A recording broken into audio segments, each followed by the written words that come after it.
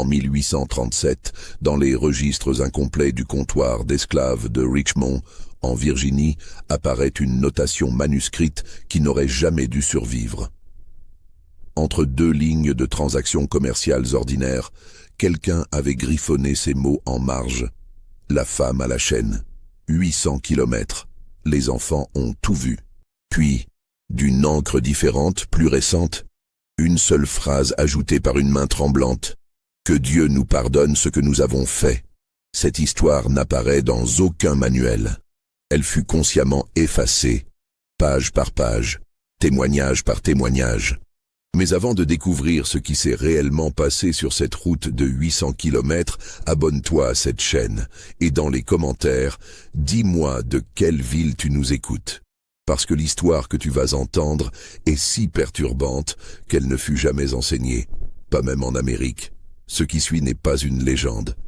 Ce sont des faits reconstitués à partir de lettres privées, de registres de plantations, de témoignages recueillis 60 ans après les événements, et d'un journal intime découvert dans les années 1920, dissimulé dans le double fond d'une malle familiale. Un journal qui ne devait jamais être lu.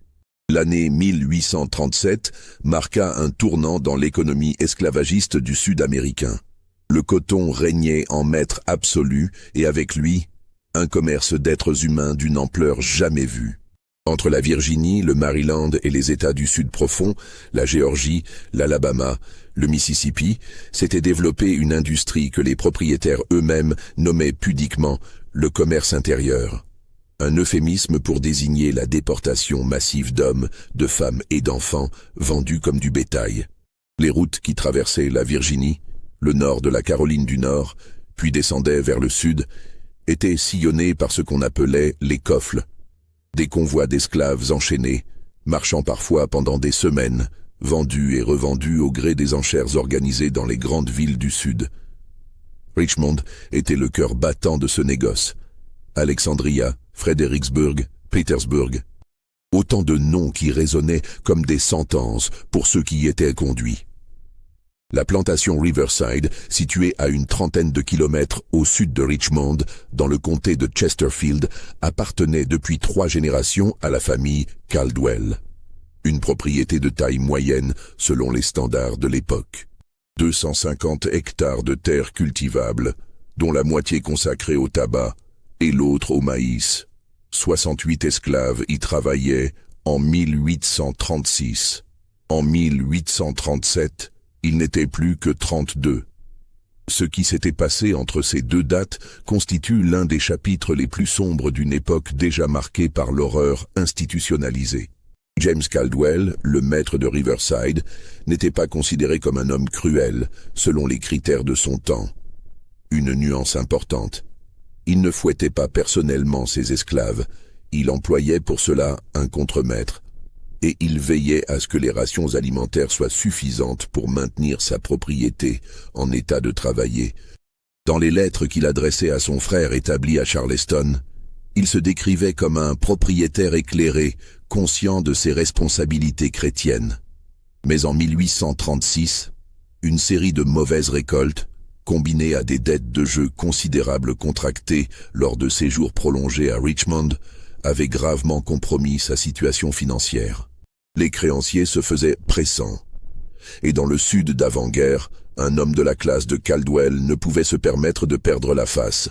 La solution s'imposa d'elle-même. Vendre une partie de ses esclaves. Pas tous d'un coup, ce qui aurait été trop visible, mais par vagues successives. Le marché était favorable. Les planteurs de coton de Géorgie et d'Alabama payaient des prix élevés pour de la main-d'œuvre jeune et robuste. Hannah apparaît pour la première fois dans les archives de Riverside en 1823. Elle avait alors environ 14 ans, achetée lors d'une vente aux enchères à Pétersbourg. Son nom complet dans le registre, Hannah mulâtresse, bonne constitution, aptitude au travail domestique. Rien de plus. Pas de nom de famille, pas d'origine. Juste un âge approximatif et une description physique sommaire. Pendant 14 ans, Hannah vécut et travailla à Riverside. Elle fut d'abord affectée aux cuisines, Puis, en raison de son comportement docile et de son intelligence remarquable, selon les mots du journal de plantation, elle devint la servante personnelle de Madame Caldwell, une position qui, dans l'économie cruelle de l'esclavage, constituait un relatif privilège. Elle dormait dans une petite dépendance près de la grande maison plutôt que dans les quartiers des esclaves. Elle portait des vêtements légèrement moins usés. Elle mangeait parfois les restes de la table des maîtres. Mais surtout, Anna eut 3 enfants. 3 enfants dont les pères ne sont jamais mentionnés dans aucun document, selon une omission qui n'avait rien d'accidentel. Samuel, né en 1828. Rebecca, née en 1830. Et le petit Thomas, né en 1833. 3 enfants au teint clair, aux traits qui, selon plusieurs témoignages tardifs, portaient une ressemblance troublante avec certains membres de la famille Caldwell. Dans son testament rédigé en 1835, James Caldwell avait pris une disposition inhabituelle concernant Anna et ses enfants. Ils devaient rester ensemble dans la mesure du possible et ne jamais être vendus, sauf en cas de nécessité absolue. Une clause qui révélait à la fois une certaine conscience et une hypocrisie monumentale. Cette clause fut violée en janvier 1837. Le 23 janvier 1837, un lundi glacial où le givre couvrait encore les champs à midi, un homme arriva à Riverside. Il s'appelait Silas Pemberton, et il était marchand d'esclaves.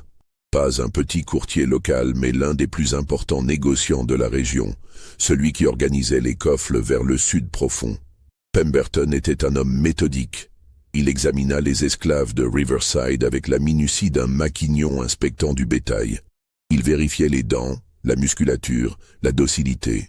Il posait des questions sur l'historique de travail, les maladies, les tentatives de fuite. Il prenait des notes dans un carnet de cuir noir qu'il ne quittait jamais. La transaction dura 3 jours. À la fin, 36 esclaves avaient été sélectionnés. Parmi eux, Samuel, 9 ans, et Rebecca, 7 ans, les enfants d'Anna. Ce qui se passa ensuite fut consigné par plusieurs témoins, dont certains éprouvèrent suffisamment de malaise pour en laisser trace écrite des décennies plus tard. Lorsqu'Anna comprit que ses enfants allaient être vendus, elle tomba aux genoux de James Caldwell. Elle supplia, elle pleura, elle invoqua les 14 années de service loyal. Elle rappela les promesses faites. Les témoignages divergent sur les mots exacts prononcés, mais tous s'accordent sur un point. Elle offrit de prendre leur place. Elle irait dans le sud. Elle travaillerait jusqu'à la mort. Mais qu'on laisse ses enfants à Riverside. Caldwell refusa. Ou plutôt, il expliqua, avec ce qui ressemblait à de la gêne selon certains récits, que c'était impossible. Les enfants avaient été spécifiquement choisis par Pemberton. Le contrat était signé. L'argent avait changé de main. Ce qu'il ne dit pas, ce qui n'émergea que bien plus tard, c'est que Pemberton avait payé un prix particulièrement élevé pour Samuel et Rebecca. Leur teint clair, leur apparence presque blanche, selon les critères de l'époque, en faisaient une marchandise de choix. Ils seraient probablement vendus comme domestiques dans de riches maisons de la Nouvelle-Orléans ou de Mobile. Des positions qui, aux yeux des marchands d'esclaves, justifiaient un investissement conséquent. Anna ne se releva pas. Elle resta à genoux dans la boue froide de janvier, devant la véranda de la grande maison, jusqu'à ce que le contremaître la force à regagner les quartiers. Ce soir-là, selon le témoignage d'une esclave nommée Esther, recueillie en 1898, Anna ne prononça pas un seul mot. Elle s'assit simplement par terre, son plus jeune fils Thomas dans les bras, et regarda fixement le mur de sa cabane. Esther affirma qu'elle ne l'avait jamais vue pleurer. Pas une larme. Juste ce regard vide, comme si quelque chose en elle s'était brisé si profondément que même les larmes ne pouvaient plus trouver le chemin. Le 26 janvier, à l'aube, les 36 esclaves furent rassemblés dans la cour principale de Riverside. C'est là que commença ce qui devait devenir l'une des marches les plus atroces documentées de toute l'histoire de la traite intérieure américaine. Pemberton utilisait une méthode spécifique pour ses coffles, une méthode qu'il avait perfectionnée au fil des années. Les hommes étaient enchaînés par paires, poignet droit attaché au poignet gauche de leurs voisins, formant une longue ligne. Les femmes sans enfants recevaient le même traitement. Mais les femmes avec enfants, elles, étaient traitées différemment. Une chaîne de fer était passée autour de leur cou. Pas serrée au point d'étrangler, mais suffisamment pour qu'elles ne puissent l'enlever. Cette chaîne était ensuite fixée à la chaîne principale, reliant les autres esclaves. L'idée était simple et cruelle. Une femme avec un collier de fer autour du cou ne pouvait pas courir vite. Elle ne pouvait pas s'enfuir facilement. Et surtout, avec ses enfants à ses côtés, elle ne tenterait rien qui puisse les mettre en danger. Anna a reçu sa chaîne ce matin-là.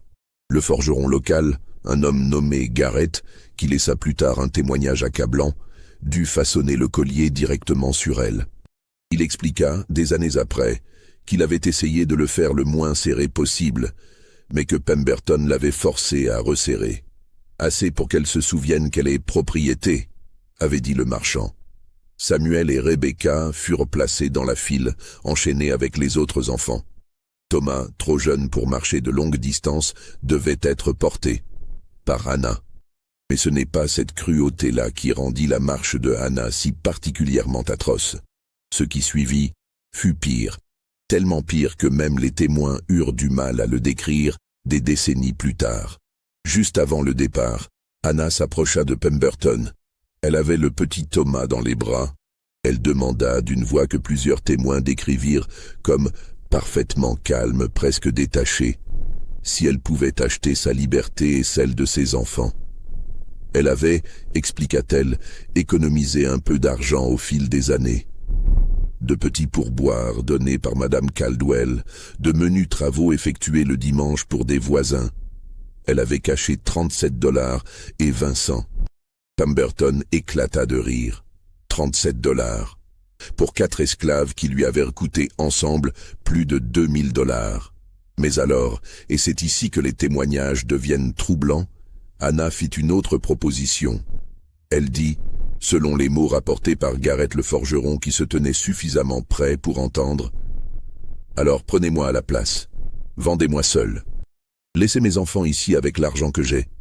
37 $ pour 3 enfants. Monsieur Caldwell peut les garder. Ils travailleront. Ils ne coûteront rien. » Le silence qui suivit fut, paraît-il, absolu. Même les autres esclaves enchaînés se turent. Pemberton regarda Anna pendant un long moment. Puis il regarda James Caldwell qui se tenait sur la véranda, observant la scène. Une conversation muette sembla passer entre les deux hommes. Finalement, Pemberton secoua la tête. « Trop compliqué, dit-il simplement. Le contrat est fait. On part dans 10 minutes. » Ce qui se passa ensuite ne fut consigné que dans un seul document. Une lettre écrite en 1863 par un certain révérend Marcus Hale qui avait été témoin de la scène alors qu'il était jeune homme. Il décrivait Anna ramassant lentement Thomas, ajustant le poids de l'enfant contre sa hanche. Puis, toujours avec ce calme terrible, elle dit une phrase que Hale nota mot pour mot. « Alors mes enfants verront. Ils verront ce que vous faites. Et ils se souviendront. » Ce n'était pas une menace. C'était une déclaration. Une prophétie, une promesse. La coffle se mit en marche à 9 heures du matin, le 26 janvier 1837. 36 esclaves enchaînés, dont une femme avec un collier de fer autour du cou et un enfant de 4 ans dans les bras. Direction, les marchés aux esclaves de Géorgie et d'Alabama. Distance à parcourir, approximativement 800 kilomètres. Personne à Riverside ne pensait revoir Anna vivante.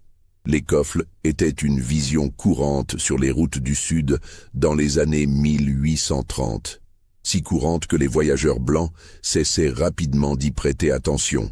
Dans les lettres et journaux intimes de l'époque, elles sont mentionnées avec la même indifférence qu'on noterait le passage d'un troupeau de bétail. Croiser une coffle de nègres près de Petersburg. Retarder 2 heures à l'auberge. Un marchand y faisait halte avec sa cargaison humaine. Mais la coffle de Pemberton, celle de janvier 1837, laissa une trace différente. Des aubergistes se souvinrent d'elle. Des fermiers en parlèrent à leurs voisins. Des enfants blancs qui l'avaient aperçue sur la route en firent des cauchemars des années durant. La raison, Hannah et sa chaîne. Les premières traces documentées de la marche proviennent d'un registre d'auberge à Lawrenceville, en Virginie, à environ 80 km au sud de Richmond. Le propriétaire, un nommé Cornelius Vance, nota dans son livre de compte, à la date du 28 janvier, marchand Pemberton, coffle de 36 têtes, payé pour utilisation de la grange et ration. Remarque, femme au collier, enfant sur le dos, inquiétant. Ce simple mot, inquiétant, apparaît de manière récurrente dans les témoignages qui subsistent. Quelque chose dans la vision d'Hannah, marchant avec 8 kilos de fer autour du cou, portant un enfant, tandis que ses deux autres enfants étaient enchaînés quelques mètres devant elle, provoquait un malaise, même chez des gens habitués à l'esclavage. Le rythme d'une coffle était brutal.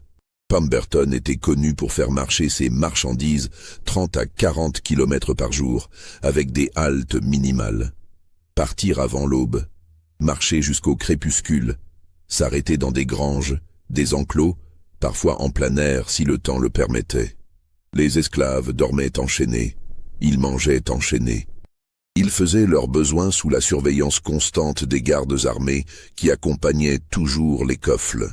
Pour une femme portant un enfant avec un collier de fer au cou, ces 40 kilomètres quotidiens représentaient un supplice que l'imagination moderne peine à concevoir. Le poids du collier lui-même, estimé entre 7 et 9 kilos selon les descriptions, créait une pression constante sur les muscles du cou et des épaules. Marcher pendant des heures avec ce poids décentrait l'équilibre du corps. Le métal frottait contre la peau, créant d'abord des irritations, puis des plaies qui s'infectaient rapidement dans les conditions d'hygiène déplorables des coffles. Mais porter Thomas en plus du collier multipliait exponentiellement la torture. Un enfant de 4 ans pèse approximativement 15 à 18 kilos. Hannah devait porter ce poids pendant 8 à 10 heures par jour, tout en maintenant un rythme de marche qui, s'il ralentissait, entraînait des coups de fouet. Les témoignages les plus détaillés proviennent d'un journal tenu par un jeune médecin itinérant, le docteur William Thornton, sans lien avec la famille de planteurs du même nom, qui croisa la coffle de Pemberton à 3 reprises durant sa route vers le sud. Thornton voyageait pour traiter une épidémie de fièvre jaune en Caroline du Nord, et ses notes, découvertes dans les archives de la Société médicale de Virginie en 1952, constituent le témoignage le plus complet sur ce qui se passa durant ces premières semaines. Première rencontre, le 1er février, près de la frontière avec la Caroline du Nord. Thornton écrit « J'ai vu aujourd'hui quelque chose qui hantera ma conscience jusqu'à mon dernier souffle. Une coffle d'esclaves conduite par le marchand Pemberton s'était arrêtée près de la taverne où je logeais. Parmi eux, une femme mulâtre portant un collier de fer et un jeune enfant. J'ai offert mes services médicaux, pensant qu'un homme dans la position de Pemberton veillerait à protéger son investissement. Il a refusé, disant que la femme était solide et qu'un peu de souffrance rendait les esclaves plus dociles. J'ai insisté pour au moins examiner l'enfant qui semblait fiévreux. Pemberton a finalement accepté contre paiement. L'enfant, nommé Thomas, souffrait d'une infection respiratoire légère, probablement causée par l'exposition au froid nocturne. Mais ce qui m'a véritablement choqué fut l'état de sa mère. Le collier avait créé des lésions profondes au niveau du cou. Les épaules étaient enflées, visiblement douloureuses. Quand j'ai suggéré de retirer au moins temporairement le collier pour permettre une guérison, Pemberton a ri. « Elle peut marcher, donc elle marche », a-t-il dit. J'ai demandé à la femme, Hannah, si elle pouvait parler.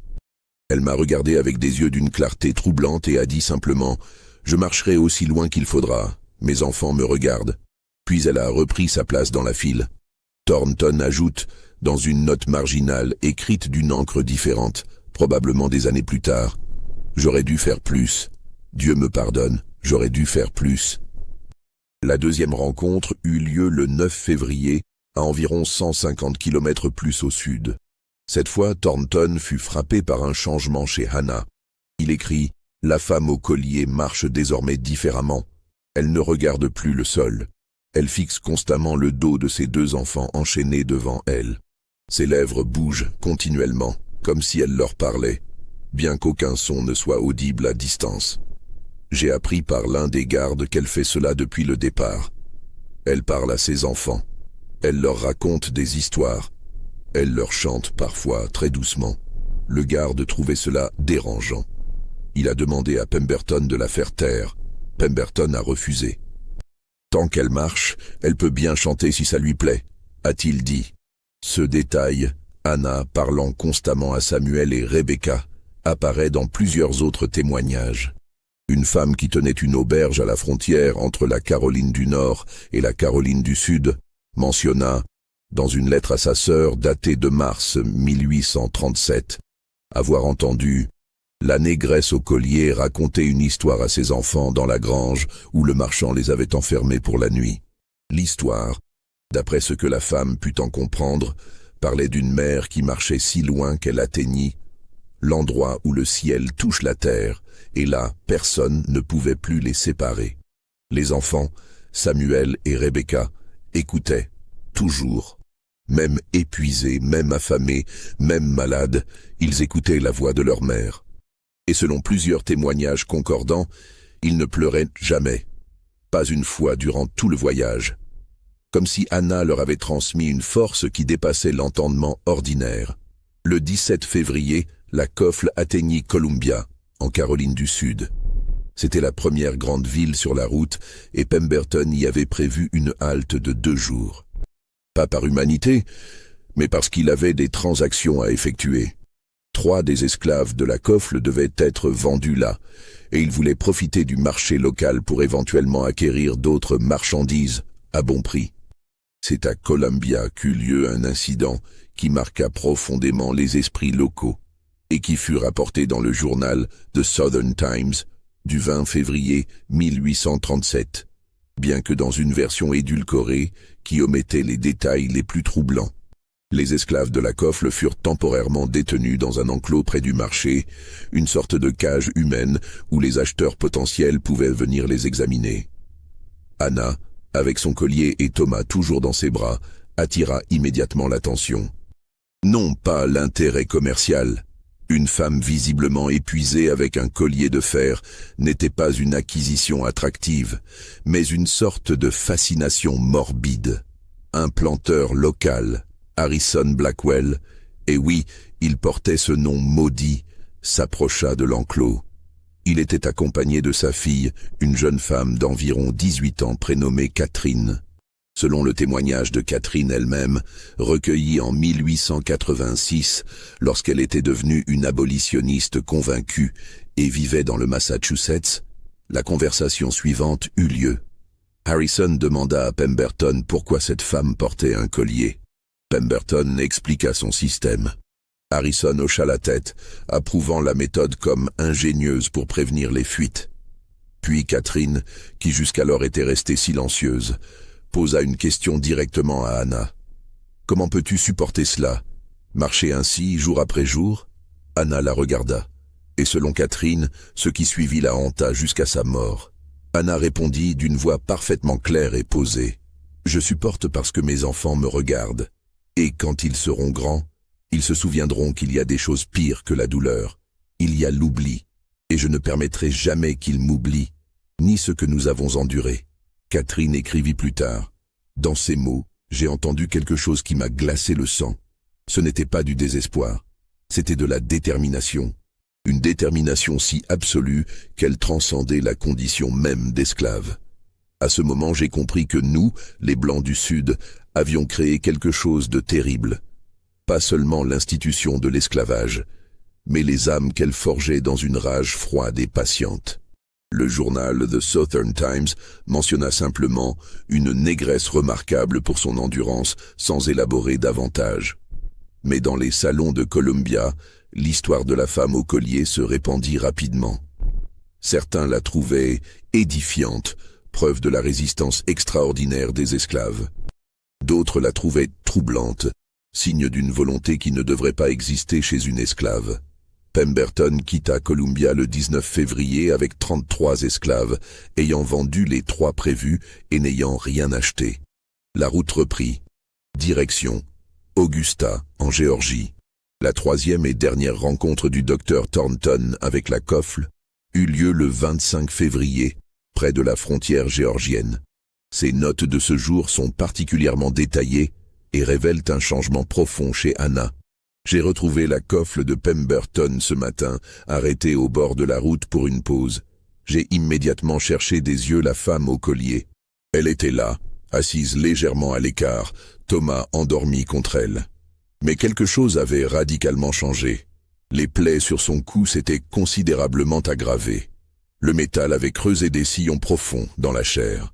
Des infections étaient visibles, marquées par un gonflement et une coloration inquiétante. Ses épaules étaient déformées par le poids constant qu'elle portait. Elle avait perdu un poids considérable. Je l'estimais à près de 15 livres, ce qui, sur une femme déjà mince, créait une apparence squelettique. Mais ce n'était pas son état physique qui me troublait le plus.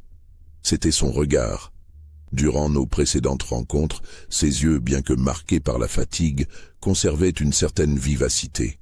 Cette fois, ils avaient acquis une qualité différente.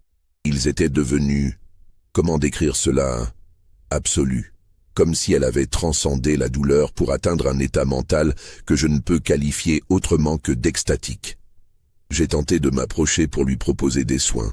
Elle m'a regardé et a dit « Soignez les enfants, pas moi. Je n'ai pas besoin d'être soigné.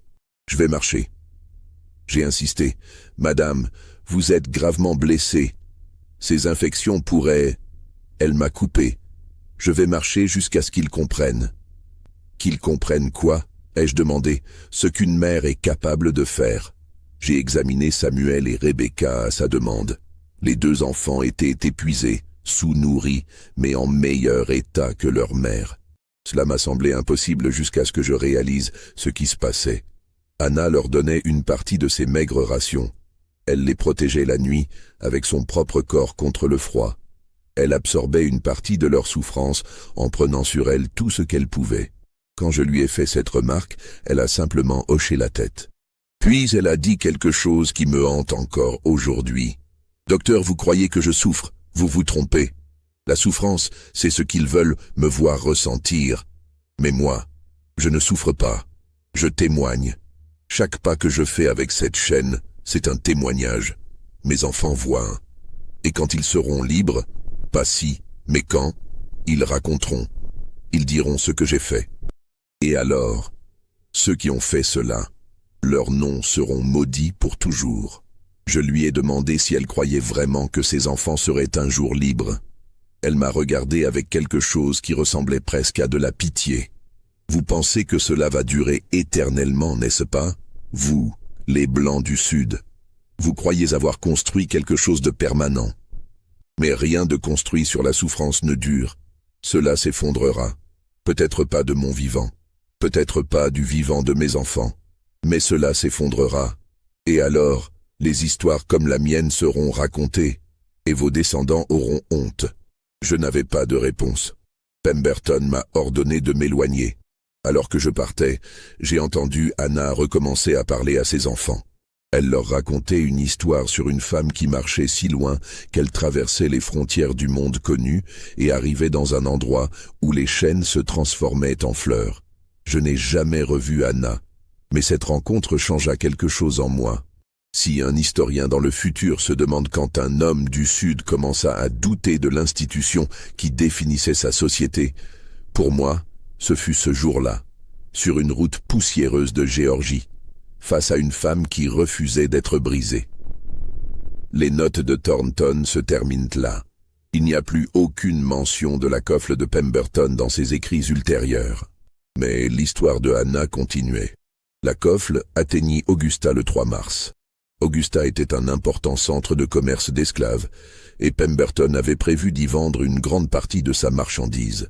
Des enchères étaient régulièrement organisées sur la place principale de la ville, devant le tribunal, et les acheteurs venaient de toute la région. C'est là que se produisit un événement qui fit l'objet d'un rapport de police et qui fut brièvement mentionné dans le journal local, le Augusta Chronicle, bien que dans des termes qui masquaient délibérément la gravité de ce qui s'était passé. Le 4 mars, alors que les esclaves de la Kofle de Pemberton étaient exposés pour l'enchère, Anna fit quelque chose d'extraordinaire. Au moment où l'encanteur commença à présenter Samuel et Rebecca, elle se mit à chanter. Pas fort, pas de manière provocante. Juste une chanson, lente et mélancolique, dans une langue que personne ne reconnut. Certains témoins pensèrent que c'était une langue africaine. D'autres crurent que c'était un dialecte inventé. Le révérend Jacob Daniels, présent ce jour-là et qui mentionna l'incident dans une lettre à un collègue, écrivit qu'il pensait que c'était une langue angélique, ou peut-être démoniaque, impossible à dire. La chanson eut un effet immédiat. Samuel et Rebecca, qui jusqu'alors avaient gardé le silence stoïque que leur mère leur avait enseigné, commencèrent à pleurer.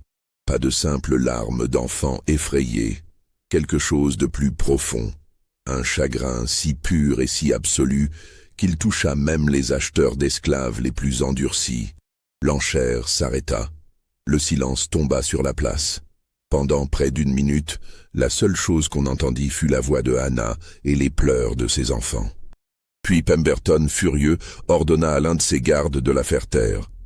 Le garde s'approcha, fouet en main. Anna ne s'arrêta pas de chanter. Le garde leva le fouet. Et là, selon plusieurs témoignages concordants, quelque chose d'extraordinaire se produisit. Un homme dans la foule, son identité ne fut jamais établie avec certitude, bien que plusieurs sources suggèrent qu'il s'agissait d'un planteur local, nommé Josiah Reed, cria « Ne la frappez pas ». Le garde s'arrêta, surpris. Reed, ou quel que soit son nom, s'avança. Il regarda Anna, il regarda ses enfants, puis il regarda Pemberton. « Je les achète tous les trois », dit-il. La femme et les 2 enfants. Pemberton secoua la tête. La femme n'est pas à vendre, elle va à Mobile, déjà promis. Alors annulez la promesse. Combien? Une négociation âpre s'ensuivit. Finalement, un prix fut convenu. $1 200 pour Anna, Samuel et Rebecca réunis. Un prix exorbitant, surtout pour une femme dans l'état de Anna. Mais juste au moment où Pemberton semblait prêt à accepter, un autre homme intervint. Un certain Lawrence Beaumont, marchand d'esclaves de Mobile. Beaumont avait effectivement passé un accord préalable avec Pemberton pour Anna. Un accord spécifique. Anna devait être vendue seule, sans ses enfants, à un acheteur à Mobile qui payait un prix premium pour des mulâtresses dociles. Beaumont refusa de renoncer à son accord. Il menaça de poursuivre Pemberton en justice pour rupture de contrat. Reed insista, augmentant son offre à $1 500. Beaumont ne céda pas. La discussion devint houleuse. Des arguments juridiques furent échangés. La foule qui s'était rassemblée pour les enchères commença à prendre parti. Certains soutenaient Reed, touchés par la scène qu'ils avaient vue. D'autres soutenaient Beaumont, invoquant la sacralité des contrats commerciaux. Pendant tout ce temps, Anna continua de chanter, et ses enfants continuèrent de pleurer. Finalement, le shérif d'Augusta intervint. Pour maintenir l'ordre public, il déclara que l'enchère était suspendue. Pemberton devait retirer ses esclaves de la place publique et régler le différend en privé. Les enchères pour Samuel et Rebecca étaient annulées. Ils resteraient dans la coffle. Anna arrêta de chanter. Elle regarda Reed. Selon le témoignage de Reed lui-même, recueilli en 1865 alors qu'il était mourant, Anna dit simplement « Merci d'avoir essayé ». Puis elle se tourna vers ses enfants et reprit sa litanie silencieuse, leur parlant de sa voix basse et continue. La coffle quitta Augusta le lendemain. Direction, l'Alabama. Beaumont accompagnait désormais Pemberton, s'assurant que son acquisition arriverait bien à Mobile. Ce qui se passa durant les 3 semaines suivantes resta largement non documenté. La coffle traversa la Géorgie rurale, puis entra en Alabama. 40 km par jour, sous la pluie, sous le soleil, dans la boue, sur des routes à peine praticables. Anna marchait, toujours, avec Thomas dans les bras, avec le collier autour du cou, parlant à ses enfants, leur racontant des histoires, leur promettant que tout aurait un sens, un jour. Les seules traces de cette partie du voyage proviennent de rapports d'aubergistes et de fermiers chez qui Pemberton fit halte. Coffle de Pemberton, 28 têtes, note un registre à Columbus, Géorgie. Le nombre avait diminué. Certains esclaves avaient été vendus en route, d'autres étaient morts. Mais Anna vivait. Contre toute attente, contre toute logique médicale, elle vivait. Un fermier, près de la frontière de l'Alabama, mentionna dans une lettre avoir vu la négresse au collier et avoir été profondément perturbé par son apparence de cadavre ambulant. Il offrit à Pemberton de racheter le collier, suggérant que la femme ne survivrait pas beaucoup plus longtemps avec ce poids. Pemberton refusa. « Elle a tenu jusqu'ici, elle tiendra jusqu'à Mobile, dit-il. » Le 28 mars, la coffle atteignit Montgomery, Alabama. Encore 160 kilomètres jusqu'à Mobile. Encore 4 jours de marche. C'est là, à Montgomery, que le petit Thomas mourut. La mort de Thomas fut enregistrée dans le journal d'un médecin de Montgomery, le docteur Elias Pritchard, qui fut appelé pour examiner l'enfant.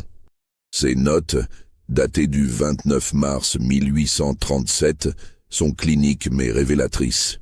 Appelé ce matin pour examiner un jeune esclave appartenant au marchand Pemberton. L'enfant, approximativement 4 ans, présentait tous les signes d'une pneumonie avancée. Fièvre intense, toux productive avec expectoration sanglante, respiration laborieuse. Quand j'ai demandé depuis combien de temps l'enfant était malade, la mère, une femme mulâtre portant un collier de fer dans des circonstances que je trouve profondément troublantes, a répondu qu'il toussait depuis 3 semaines. 3 semaines. L'enfant était malade depuis 3 semaines et personne n'avait jugé nécessaire de le faire soigner. La mère elle-même était dans un état si précaire que je m'étonne qu'elle puisse encore tenir debout. Le collier qu'elle porte a créé des lésions infectées d'une gravité alarmante. Son épuisement est tel qu'elle s'effondre régulièrement, tout en se relevant immédiatement pour continuer à porter l'enfant. J'ai informé Pemberton que l'enfant ne survivrait probablement pas. Il a haussé les épaules. Il n'était pas prévu pour la vente de toute façon, trop jeune. J'ai demandé à examiner l'enfant en privé. Pemberton a accepté, laissant la mère avec moi dans la grange où la coffle était hébergée pour la nuit. La femme, elle m'a dit s'appeler Anna, s'est assise avec l'enfant, le berçant doucement malgré les chaînes qui entravaient ses mouvements. Je lui ai expliqué que son fils était très malade, qu'il avait besoin de repos, de chaleur, de soins constants. Elle m'a regardé avec des yeux qui avaient perdu toute capacité de larmes. « Il va mourir », a-t-elle dit. Ce n'était pas une question. J'ai acquiescé, incapable de mentir face à cette lucidité terrible. « Combien de temps ?» a-t-elle demandé. « Peut-être ce soir, peut-être demain. Pas plus de 2 jours. » Elle a hoché la tête lentement. Puis elle a posé une question qui me hante encore. « Est-ce que je peux le garder jusqu'à ce qu'il parte ?» Je lui ai assuré que oui, bien sûr, que personne ne lui prendrait son enfant dans ses derniers moments. Mais même en disant cela, je savais que c'était probablement faux. Pemberton voulait reprendre la route le lendemain. Malade ou non, mourant ou non, la coffle devait continuer. Anna a passé toute la nuit à parler à Thomas. Je l'ai entendu depuis l'extérieur de la grange. Elle lui racontait des histoires. Elle lui chantait des chansons. Elle lui décrivait un endroit où il n'y aurait plus de chaînes, plus de douleur, plus de peur. Un endroit où il pourrait courir librement. À l'aube, l'enfant était mort. Anna le tenait toujours contre elle, continuant de lui parler comme s'il pouvait encore l'entendre. Le témoignage de Pritchard continue, décrivant ce qui suivit. Pemberton est entré dans la grange au lever du soleil. Il a vu l'enfant mort et a immédiatement ordonné à Anna de le poser. Elle a refusé. Il a insisté. Elle a serré l'enfant plus fort contre elle, malgré les chaînes. Pemberton a fait un geste à l'un de ses gardes. L'homme s'est approché pour arracher l'enfant des bras de sa mère. Ce qui s'est passé ensuite fut si rapide que j'ai à peine eu le temps de le comprendre. Anna s'est levée. Avec le poids du collier, avec l'épuisement de 700 kilomètres de marche, avec toutes les blessures qui couvraient son corps, elle s'est levée. Et elle a regardé Pemberton avec une intensité que je n'avais jamais vue chez aucun être humain. « Vous ne toucherez pas mon fils », a-t-elle dit. Le garde a hésité. Pemberton, peut-être pour la première fois depuis que je le connaissais, semblait incertain. « Il est mort », a dit Pemberton, « il ne sert plus à rien. Il est mon fils, il mérite d'être enterré. » Un silence extraordinaire a rempli la grange. Les autres esclaves, enchaînés contre les murs, regardaient. Les gardes regardaient. Tout le monde semblait attendre de voir qui allait céder. Finalement, et je ne peux toujours pas expliquer pourquoi, Pemberton a acquiescé. « Vous avez 1 heure », a-t-il dit. « Après, on part avec ou sans lui. » Pritchard organisa un enterrement rapide dans un coin du champ derrière l'auberge. Anna porta Thomas jusqu'à la tombe peu profonde que 2 des esclaves avaient creusée. Elle le déposa elle-même dans la terre. Puis, avec le collier toujours autour du cou, elle se mit à genoux et pria. Pritchard nota qu'elle pria en plusieurs langues différentes. Certaines qu'il reconnaissait, anglais, français, d'autres qui lui étaient totalement inconnues, comme si elle convoquait tous les dieux possibles pour protéger l'âme de son enfant. Quand elle eut fini, elle se tourna vers Samuel et Rebecca, qui avaient été autorisés à s'approcher pour dire adieu à leur frère. Elle leur parla longtemps, à voix basse. Pritchard ne put entendre ce qu'elle disait, mais il nota que les 2 enfants hochèrent la tête, comme s'ils comprenaient quelque chose de profondément important. Puis, la coffle se remit en route. Anna marchait, mais quelque chose en elle avait changé. Selon les témoignages recueillis plus tard, elle ne parla plus à ses enfants après la mort de Thomas. Le flot constant de paroles qui les avait accompagnés pendant des centaines de kilomètres s'était tari. Elle marchait en silence. Mais ses yeux ne quittaient jamais Samuel et Rebecca. Les 160 kilomètres jusqu'à Mobile furent parcourus en un silence presque total. La coffle avait perdu son caractère déjà sinistre pour devenir quelque chose de plus sombre encore. Les gardes eux-mêmes semblaient mal à l'aise. Pemberton poussait le rythme, comme s'il voulait en finir au plus vite.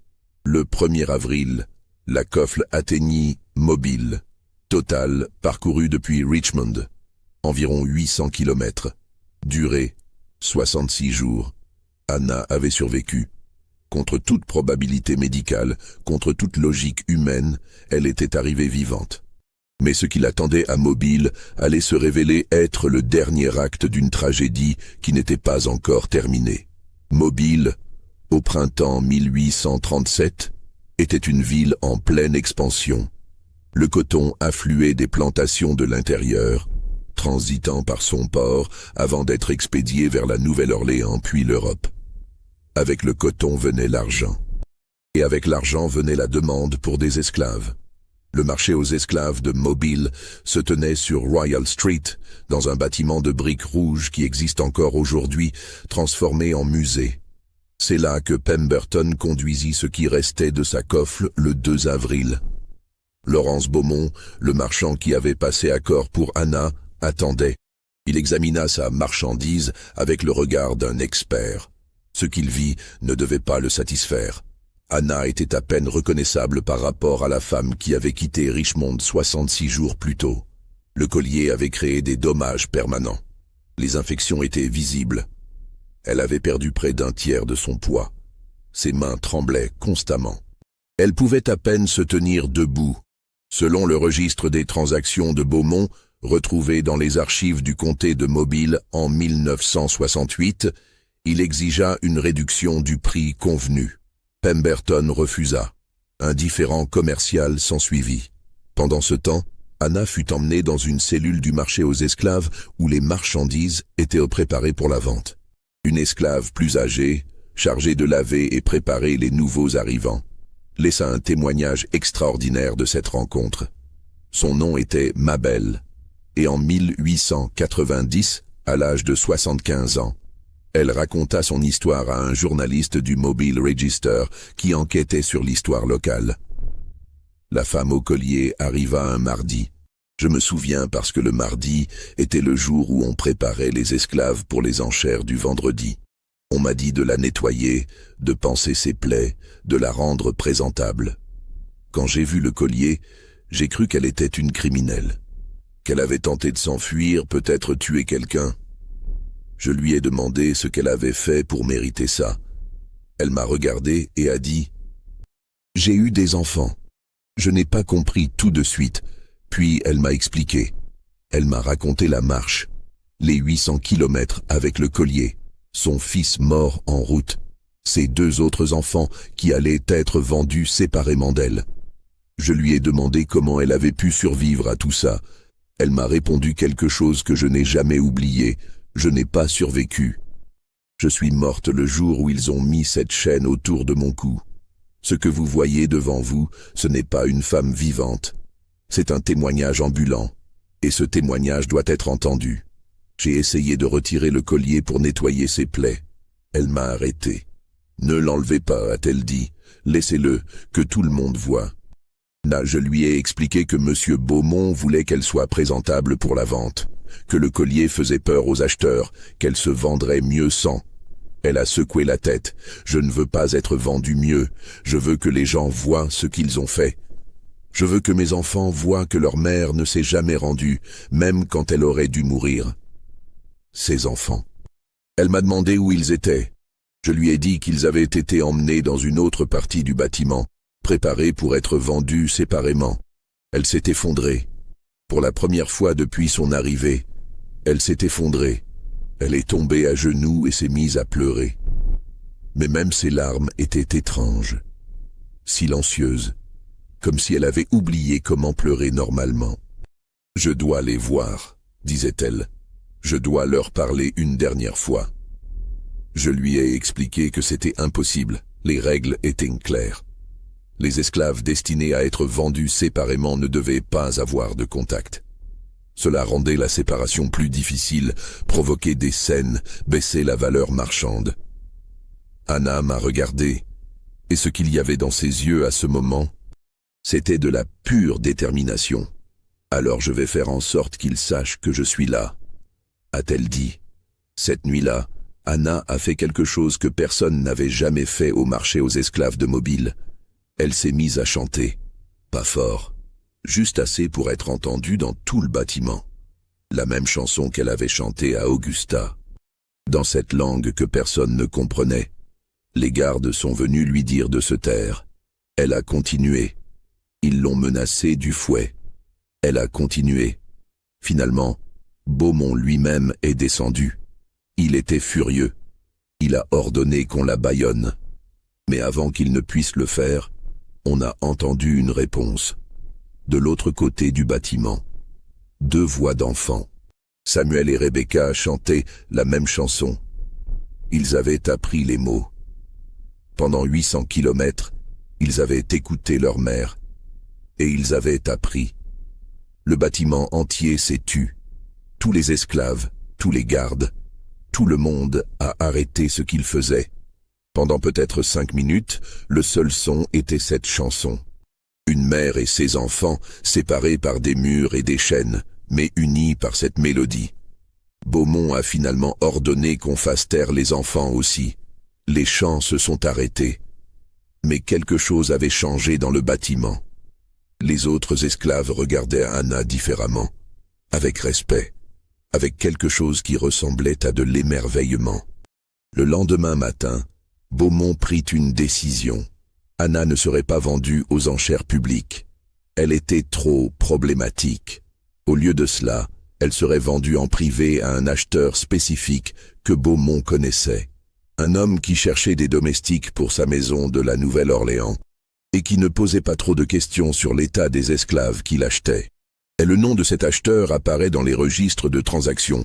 Armand Devreux, riche marchand créole de la Nouvelle-Orléans. Le prix payé, 180 $. Une somme dérisoire comparée aux 1000 $ que Beaumont avait initialement prévus. Samuel et Rebecca furent vendus aux enchères publiques le vendredi 3 avril. Samuel fut acheté par un planteur de coton du Mississippi pour 350 $. Rebecca fut achetée par une famille de Mobile pour 280 $, destinée au travail domestique. Les 3 ventes furent enregistrées dans des registres différents. Aucun lien officiel ne les connectait. Pour les autorités, pour l'histoire officielle, ces 3 personnes n'avaient aucun rapport entre elles. Juste 3 esclaves parmi des milliers vendus cette année-là. Mais avant que Anna ne quitte Mobile pour la Nouvelle-Orléans, avant que Samuel ne parte pour le Mississippi, avant que Rebecca ne soit emmenée dans sa nouvelle maison, quelque chose se produisit. Quelque chose qui ne devait jamais être su, mais qui fut néanmoins documenté par un témoin improbable. Un jeune clerc travaillant pour Beaumont, un garçon de 15 ans nommé David Pritchard, neveu du docteur de Montgomery, devait des années plus tard écrire ses mémoires. Dans ses mémoires, publiées de manière confidentielle en 1895 et retrouvées dans une bibliothèque privée en 1963, il décrivit une scène dont il fut témoin le 4 avril 1837, juste avant l'aube. On m'avait envoyé au marché très tôt ce matin-là pour préparer les papiers de transfert. En arrivant, j'ai entendu des voix venant de la cour arrière. Je me suis approché et j'ai vu une scène qui reste gravée dans ma mémoire avec une clarté parfaite. Hannah, la femme au collier, se tenait debout près du mur. Devant elle, enchaînée mais autorisée à s'approcher pour une raison que je n'ai jamais comprise, se tenaient ses 2 enfants. Un garde était présent, mais il regardait ailleurs, comme s'il voulait leur donner un moment d'intimité. Hannah parlait à ses enfants, pas à voix basse, clairement, distinctement, comme si elle voulait que ces mots soient gravés dans leur mémoire pour toujours. Elle leur disait « Vous allez vous souvenir de moi, pas comme quelqu'un qui a souffert, pas comme quelqu'un qui a été brisé. Vous allez vous souvenir de moi comme quelqu'un qui a marché 800 kilomètres avec une chaîne autour du cou et qui n'est jamais tombé, qui n'a jamais abandonné, qui n'a jamais cessé de vous aimer. » Elle leur disait « Un jour, vous serez libres. Je ne sais pas quand, je ne sais pas comment, mais vous serez libres. Et quand ce jour viendra, vous raconterez cette histoire. Vous direz ce qui nous est arrivé. Vous direz mon nom, Hannah. Et vous direz que j'ai marché 800 kilomètres pour que vous sachiez ce qu'est l'amour d'une mère. » Elle leur disait « Ne me cherchez pas, ne tentez pas de me retrouver, vivez, survivez, apprenez, grandissez et racontez. C'est tout ce que je demande, que vous racontiez. » Puis elle a fait quelque chose qui m'a glacé le sang. Elle a posé ses mains sur le collier de fer autour de son cou. Et elle a dit « Regardez bien ce collier, souvenez-vous de lui. Parce que ce collier, c'est leur honte, pas la mienne. Chaque marque qu'il a laissée sur ma peau est une accusation contre eux. Et ces accusations ne s'effaceront jamais, même quand je serai morte, même quand vous serez vieux. Ces accusations resteront. » Elle les a embrassés, une fois chacun. Puis elle s'est détournée et est rentrée dans le bâtiment. Elle ne s'est pas retournée, même quand les enfants ont commencé à pleurer. Même quand ils ont appelé « maman ». Elle a continué à marcher, le dos droit malgré le poids du collier, jusqu'à ce qu'elle disparaisse dans l'obscurité du bâtiment. Le garde a emmené les enfants. Ils pleuraient toujours. Mais même dans leurs larmes, il y avait quelque chose de différent. Pas du désespoir. Quelque chose de plus fort, quelque chose qui ressemblait à de la détermination. Je suis resté là, dans cette cour, pendant de longues minutes. Je me suis demandé ce que je venais de voir. Ce n'était pas une simple séparation. C'était un sacrement, une transmission. Hannah ne disait pas adieu à ses enfants. Elle leur transmettait une mission. Des années plus tard, quand la guerre vint et que l'esclavage fut aboli, je me suis souvent demandé si ces enfants avaient survécu, s'ils s'étaient souvenus, s'ils avaient raconté. Je ne l'ai jamais su. Mais j'espère qu'ils l'ont fait. Parce que si une histoire mérite d'être racontée, c'est bien celle d'une mère qui a marché 800 kilomètres avec une chaîne autour du cou et qui n'a jamais cessé d'aimer. L'histoire de Hannah aurait pu s'arrêter là. Une femme vendue à la Nouvelle-Orléans. 2 enfants dispersés dans le sud, une famille détruite parmi des milliers d'autres. Une tragédie ordinaire dans un système construit sur la tragédie. Mais l'histoire de Hannah ne s'arrêta pas là. Elle continua, de manières inattendues, de manière qui suggère que sa prophétie à ses enfants ne fut pas vaine.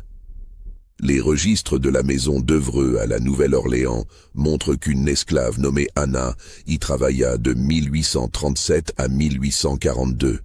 Les notes indiquent qu'elle portait des cicatrices inhabituelles au cou, et qu'elle était silencieuse mais travailleuse. Rien de plus. Pas de détails sur ce qui lui arriva ensuite. Les registres s'arrêtent simplement en 1842. Mais en 1881, quelque chose d'extraordinaire se produisit. Un article parut dans le New Orleans Tribune, un journal afro-américain fondé après la guerre. L'article racontait l'histoire d'une femme nommée Rebecca Caldwell Johnson, qui affirmait être la fille d'une esclave qui avait marché 800 kilomètres avec une chaîne autour du cou. Rebecca, qui avait alors 51 ans et vivait à Chicago, où elle travaillait comme enseignante, racontait l'histoire de sa mère. Elle décrivait la marche depuis la Virginie. Elle décrivait le collier.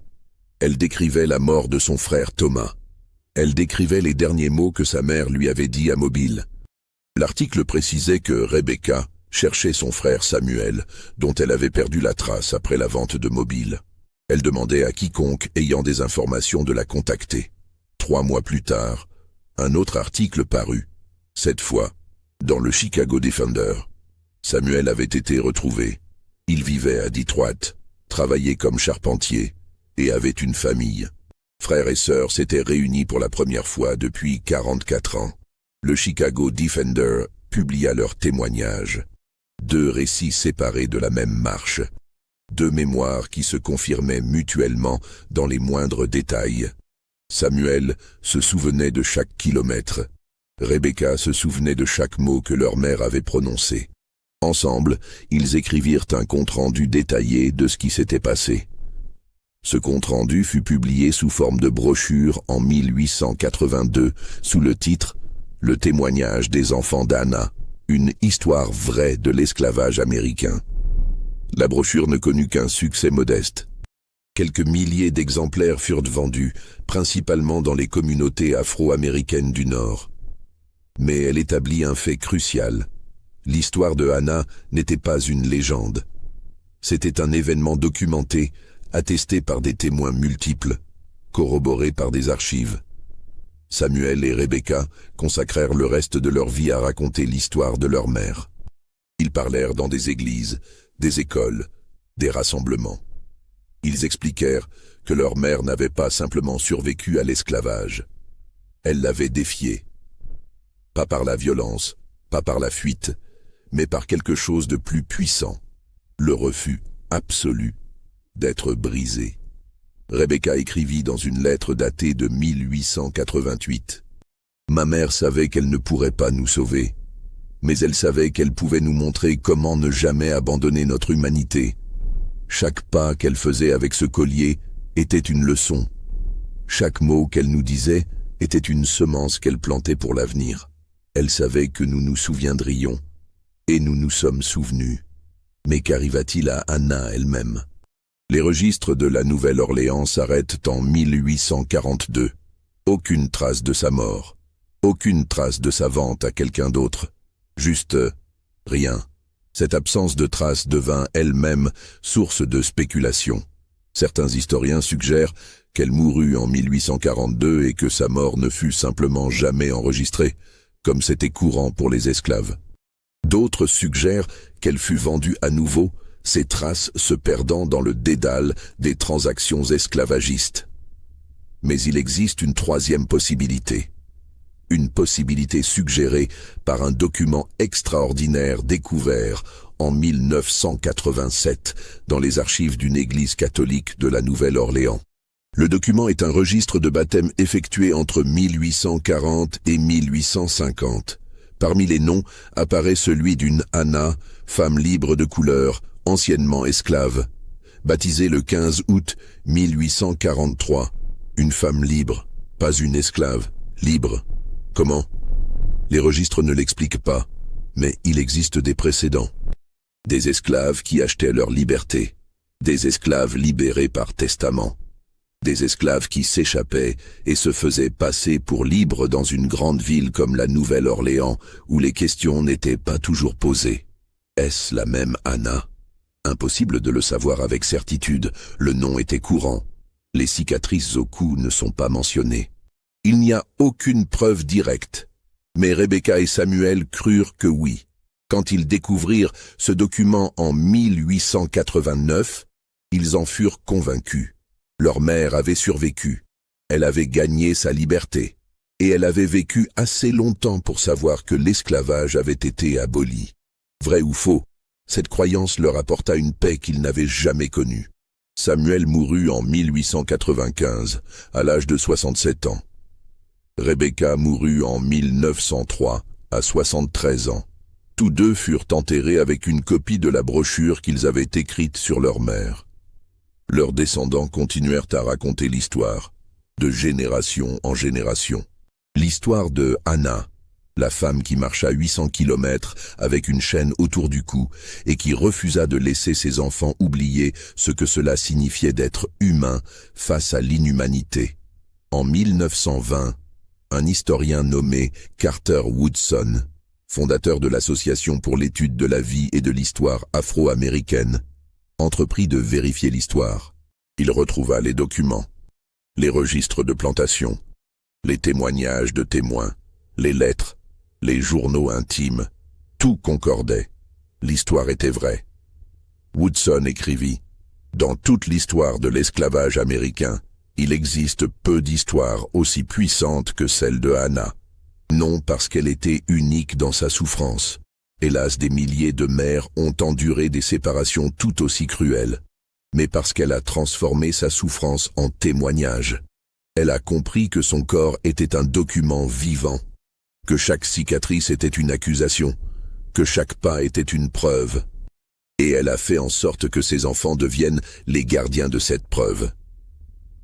En 1928, une petite pierre tombale fut érigée dans le cimetière de la Nouvelle-Orléans, où la Hannah, femme libre de couleur, avait supposément été enterrée.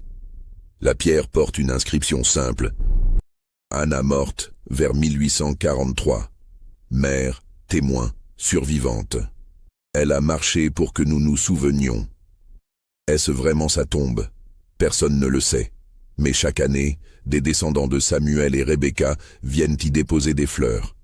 Et chaque année, ils racontent l'histoire à leurs enfants. L'histoire d'une femme qui refusa d'être brisée. L'histoire d'une mère qui transforma la chaîne qui devait la détruire en symbole de résistance.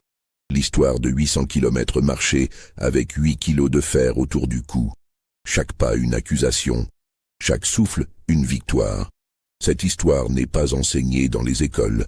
Elle n'apparaît pas dans les manuels d'histoire. Pendant plus d'un siècle, elle fut connue seulement dans les communautés afro-américaines qui préservaient ses mémoires comme des trésors sacrés. Mais elle est vraie. Chaque détail peut être vérifié. Les registres existent. Les témoignages ont été préservés. Les preuves sont là pour quiconque veut les chercher. Alors maintenant, je te pose la question. Est-ce que tout cela s'est vraiment passé? Est-ce qu'une femme a vraiment marché 800 kilomètres avec une chaîne autour du cou? Est-ce que l'amour d'une mère peut vraiment transcender une telle cruauté? Dis-moi ce que tu en penses dans les commentaires. Partage cette histoire. Abonne-toi pour plus de récits que l'Amérique a refusé d'enseigner. Parce que Hannah ne marcha pas seulement pour ses enfants. Elle marcha pour que nous tous, des générations plus tard, nous nous souvenions. Et nous devons nous souvenir. Son nom était Hannah. Elle marcha 800 kilomètres et elle ne tomba jamais. N'oublie jamais son nom.